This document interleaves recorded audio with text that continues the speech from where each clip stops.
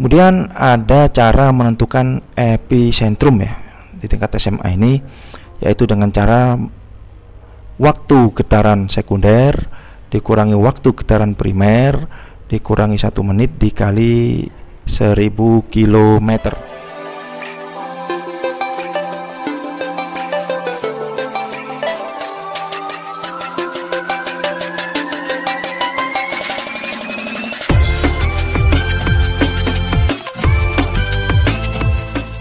Assalamualaikum warahmatullahi wabarakatuh. Kali ini kita akan melanjutkan tentang materi tentang gempa bumi atau seisme.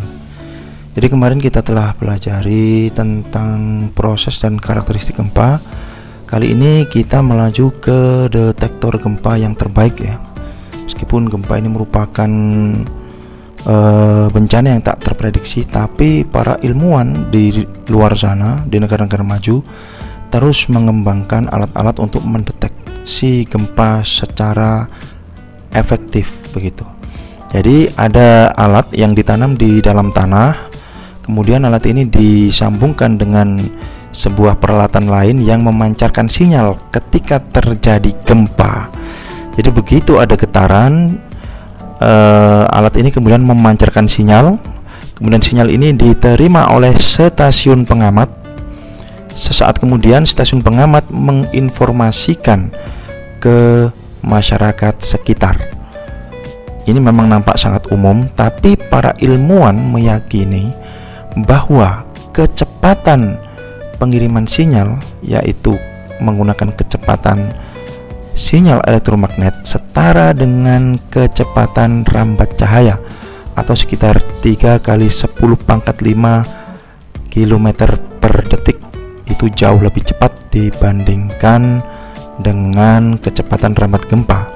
Jadi pengembangan alat ini diharapkan sebelum rambat gempa itu sampai di pemukiman padat penduduk, para penduduk sudah menerima informasi dan segera mengamankan diri ke tempat yang lebih aman, kira-kira begitu. Selanjutnya, istilah pusat gempa.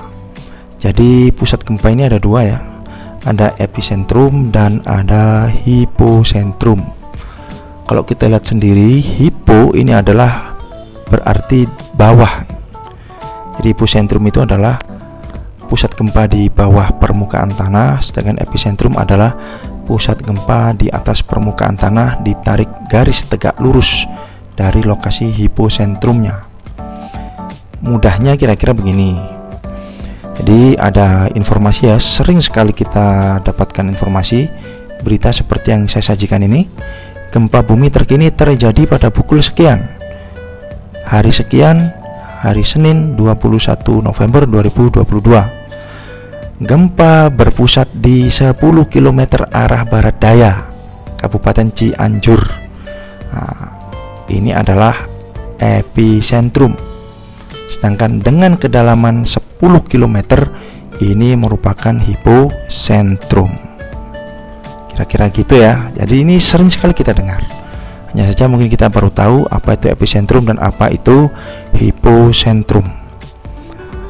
Kemudian ada cara menentukan epicentrum ya di tingkat SMA ini, yaitu dengan cara waktu getaran sekunder dikurangi waktu getaran primer dikurangi 1 menit dikali 1000 km. Misal ya, ada 3 lokasi. Lokasi A, getaran primer terjadi pukul 3.45, sekundernya 3.47. B, primernya 3.47, sekundernya 3.50. Dan C, getaran primernya 3.49, sekundernya 3.54. Nah, kita hitung ya. Untuk di A ini ketemunya radius 1000 km dari titik penempatan detektor gempanya. Radius 1000 km. Yang B ini kalau dihitung 350 kurangi 347 itu 3, kurangi 1 menit 2 kali 1000 2000 km. Jadi radius 2000 km dari penempatan alat detektor gempa itu kemungkinan menjadi lokasi epicentrum. Dan C kalau dihitung 354 minus 349 kurangi 1 kali 1000 ketemunya adalah 4000 km. Nah, bagaimana kita menentukannya? Kita lihat ya. Jadi ada satu titik A ini ya, diletakkan sebuah alat detektor gempa. Kemungkinan ada juga di lokasi B ditaruh detektor gempa, dan di lokasi C ditaruh detektor gempa. Di A tadi dihitung ketemunya radius 1000 km. Ketika hanya satu alat sebagai detektor gempa, kita masih belum bisa menemukan, karena semua wilayah yang dilingkari ini berpotensi menjadi lokasi titik epicentrum, sekitar 1000 km ya diameternya, jari-jarinya. Di B tadi ketemu 2000 km. Nah, ini sudah mulai mengerucut. Jadi perpotongan antara radius A dan radius B ini kemungkinan menjadi lokasi epicentrum.